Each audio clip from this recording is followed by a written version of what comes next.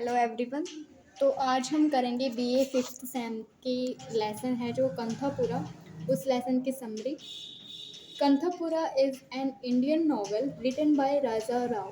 कंथापुरा क्या है? एक इंडियन नॉवेल है राजा राव के द्वारा लिखी हुई। Kanthapura is the name of a small village in South India. Kanthapura एक छोटे से गांव का नाम है जो कहाँ स्थित है? दक्षिण भारत में।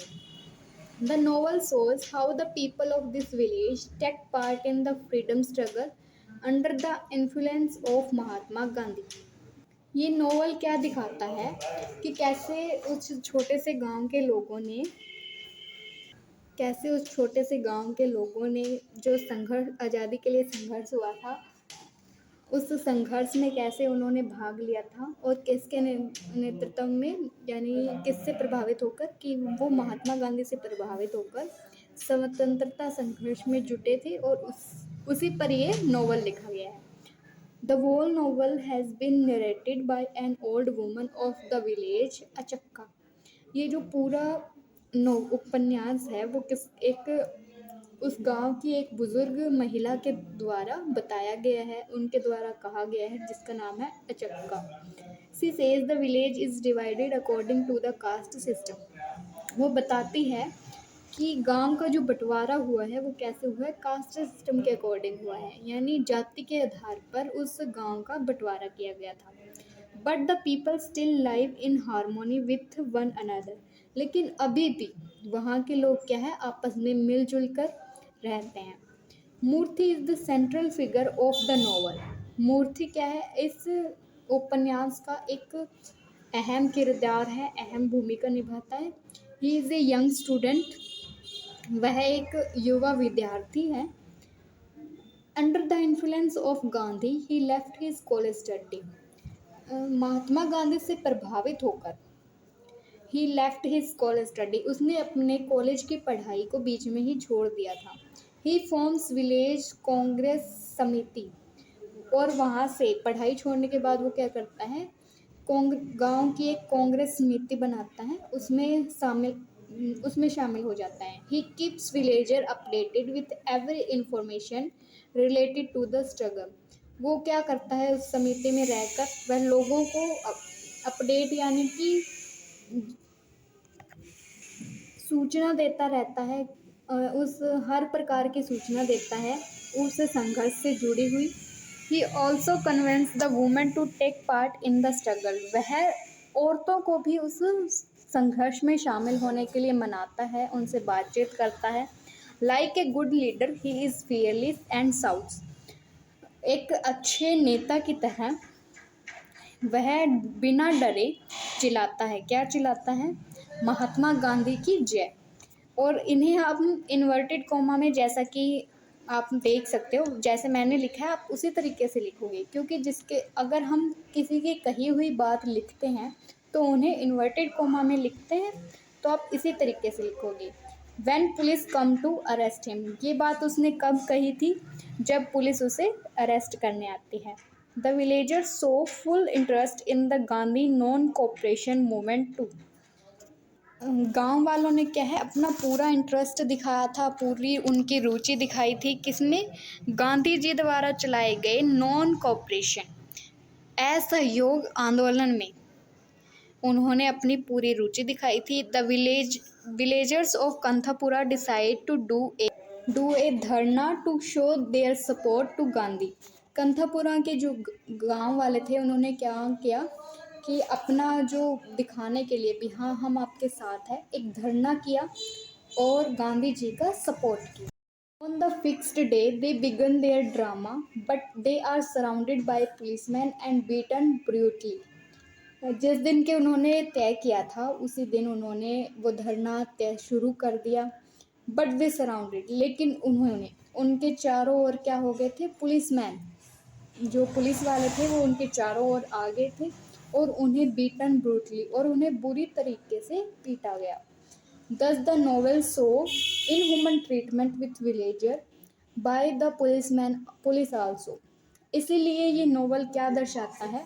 शो इनह्यूमन ट्रीटमेंट, यानी अमानवीय व्यवहार। गांव वालों के साथ पुलिस ने जो अमानवीय व्यवहार किया उसे भी यह नॉवल दर्शाता है। Women play an important role in the movement. जो महिलाएं हैं उनका भी इस आंदोलन में बहुत अहम हिस्सा रहा है। कैसे? When man are arrested women take over the movement. जब पुलिस ने उन सभी पुरुषों को अरेस्ट कर लिया था, गिरफ्तार कर लिया था, तब क्या है, वुमेन्स ने, जो महिलाएं थी वहाँ की, उन्होंने टेक ओवर द मूवमेंट, यानी कि टेक ओवर होता है कि ले लेना, जिम्मेदारी ले ली किस चीज़ की, उस धरने को, उस संघर्ष को संभालने की। Ratna and Rangamma are the women leader of the village. यहाँ पर दो लेडीज़ के नाम दिए गए हैं, इन्हें भी आपको ध्यान रखना होगा, इनके बारे में भी पूछा जा सकता है एग्ज़ाम में। रत्ना एंड रंगम्मा, वो दोनों क्या थी? वुमेन लीडर्स थी, महिलाओं की नेता थी उस गांव से। They make sangh to work in a united manner. उन्होंने एक संघ की स्थापना की, किस लिए की? ताकि वो मिलकर अपना संघर्ष पूरा करें। When government decide to auction their crops, they set all fields on fire. जब गवर्नमेंट ने क्या किया, डिसाइड किया कि हम इनके खेतों को क्या है, नीलाम कर देंगे। ऑक्यूशन देयर क्रॉप्स, उनकी फसलों को नीलाम कर देंगे। They set all fields on fire, उन्होंने क्या किया, पूरे सभी खेतों में, गांव के जितने भी खेत थे सब में आग लगा दी कि गवर्नमेंट उन्हें नीलाम करे उससे पहले हम खुद ही अपनी खेती जला देंगे। They are beaten and misbehave but still ready to do every possible effort for the movement. उन्हें भी पीटा गया था, उनके साथ दुर्व्यवहार किया गया था पुलिस के द्वारा और नेताओं के द्वारा भी, बट लेकिन वो फिर भी उस आंदोलन में डटे रहे और हर संभव से संभव प्रयास किए, उस आंदोलन में जीतने के लिए। In the end the people of Kanthapura migrate to village Kashipura. तो अंत में क्या होता है, जो कंथापुरा के लोग हैं वो काशीपुरा की तरफ पलायन करने लगते हैं। माइग्रेट का मीनिंग होता है कि उधर जाके बस जाते हैं, बसना, पलायन करना।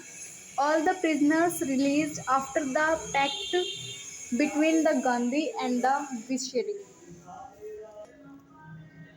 उसके बाद क्या होता है कि उनके वहाँ जाने से सभी जिन लोगों को जेल में डाला गया था उन्हें छोड़ दिया जाता है। क्यों छोड़ दिया जाता है? जब गांधी जी और विशरे जी के बीच में एक क्या होता है, समझौता होता है, द पैक्ट यानी समझौता।